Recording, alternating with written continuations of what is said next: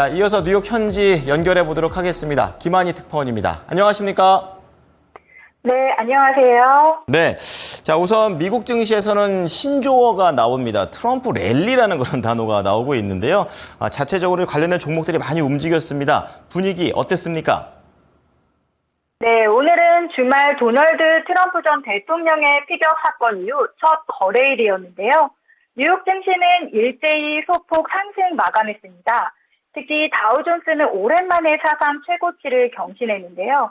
시장은 트럼프 후보가 피격에도 건재하자 11월 대선에서 트럼프가 승리할 확률이 높다고 보면서 재선 시 수혜를 입을 것으로 예상되는 주식에 매수세가 쏠렸습니다. 뉴욕 증권거래소에서 다우존스 30산업평균 지수는 전 거래일 대비 0.53% 오른 4211.71을 기록했습니다. 다우지수는 사상 최고치를 기록했는데요. 다우지수가 신고가를 경신한 것은 지난 5월 17일 이후 처음입니다. S&P 500 지수는 0.28% 오른 5631.21을, 나스닥 지수도 0.40% 오른 18,472.57에 거래를 마쳤습니다. 주식시장은 트럼프 전 대통령의 당선 가능성 확대와 연방준비제도의 금리 인하 가능성으로 상승 흐름을 보였는데요. 지난 주말 트럼프 전 대통령 피격 사건은 그의 지지자들 집결로 이어지면서 당선 가능성을 높이고 있습니다. 트럼프 전 대통령은 예정대로 오늘 위스콘신주 밀워키에서 열리는 공화당 전당대회에 참석했습니다. 이 때문에 주식시장에서 트럼프 전 대통령 관련 자산은 강세를 보였습니다. 그가 창업한 SNS 트루스 소셜의 모회사 트럼프 미디어 앤 테크놀로지 그룹이 31.37% 급등했으며 럼블도 20.71% 상승했습니다. 엑슨모빌과 쉐브론 등 에너지 업종과 유나이티드 헬스 등 건강보험 업종도 트럼프 당선에 따른 규제 완화 기대에 강세를 보였습니다.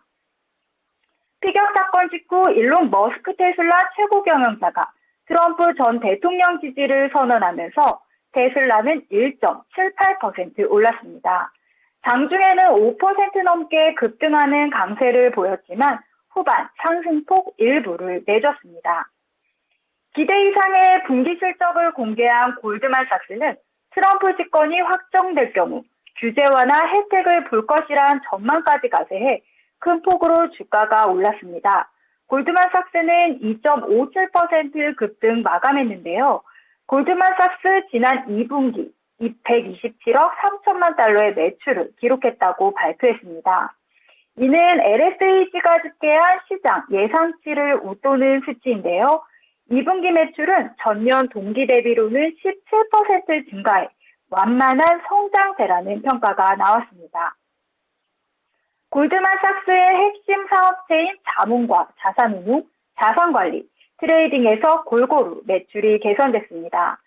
반면 월가 전망치를 웃돈 실적을 발표한 세계 최대 자산운용사 블랙록은 0.61% 하락 마감했습니다.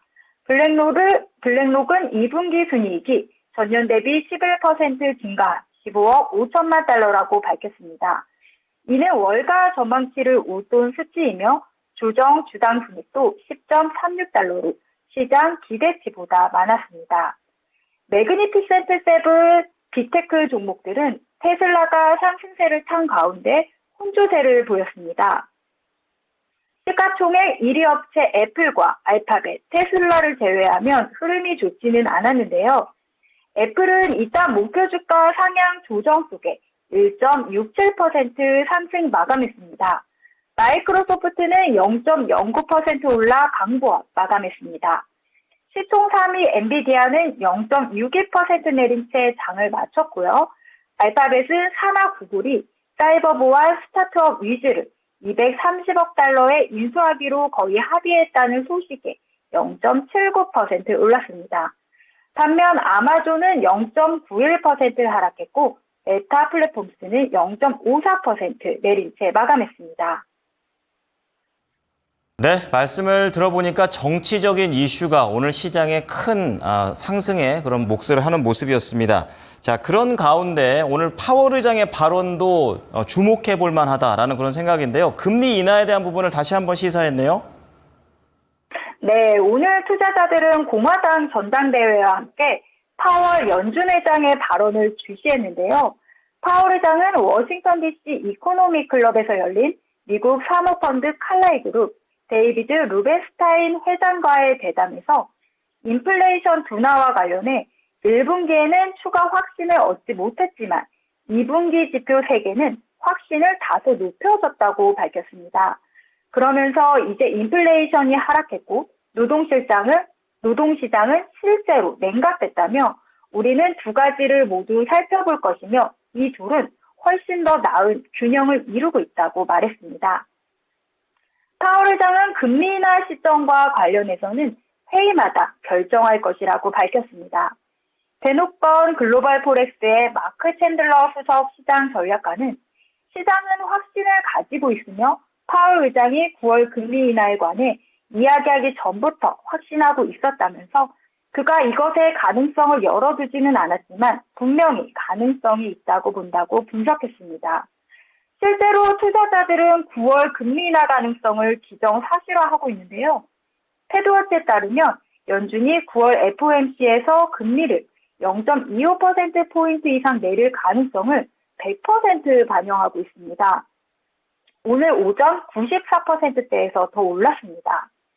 US뱅크 엑셋 매니지먼트의 빌 메르츠 자본시장 리서치 헤드는 우리는 연준이 금리를 편안히 인하하기 위해 필요한 데이터를 보는 시점에 매우 가까워지고 있다며 이것이 시장 심리에 가장 중요하다고 분석했습니다. 국채금리는 트럼프 전 대통령 당선 가능성 확대에 상승세입니다. 글로벌 채권금리 벤치마크인 미국 10년 만기 국채금리는 전 거래일보다 0.04%포인트 오른 4.22% 선을 기록 중이며 통화정책에 민감한 미국 2년 만기 국채금리는 전 거래일 수준인 4.45% 선에서 거래되고 있습니다. 투자자들은 이번 주 공화당 전당대회를 지켜보면서 6월 소매 판매 지표와 기업들의 실적 발표를 소화할 것으로 보입니다. 내일 발표되는데요. 6월 소매 판매는 전월 대비 0.2% 감소했을 것으로 전망됩니다. 5월에는 0.1% 증가를 기록했는데요. 소비는 미국 경제의 3분의 2를 차지하는 만큼 만약 미국의 소비 지표가 적당히 부진할 경우 이는 금융시장의 호재로 해석될 전망입니다. 내일은 또 6월 수출인물가지수, 7월 전미주택 건설업협회 주택가격지수, 5월 기업재고 지표 발표가 예정돼 있습니다. 또 금융사 실적 발표가 주를 잇는데요. 뱅크 오브 아메리카, 모건 스탠리, 찰스 슈아브, PNC 파이낸셜 실적 발표가 예정돼 있습니다. 또 보건업종 흐름을 좌우하는 의료보험사이자 병원그룹인 유나이티드 헬스 그룹이 실적을 발표합니다. 네, 자, 이번 주에는 정치와 지표 그리고 실적까지 잘 지켜보겠습니다. 감사합니다. 네, 감사합니다. 네, 지금까지 모닝인 뉴욕이었습니다.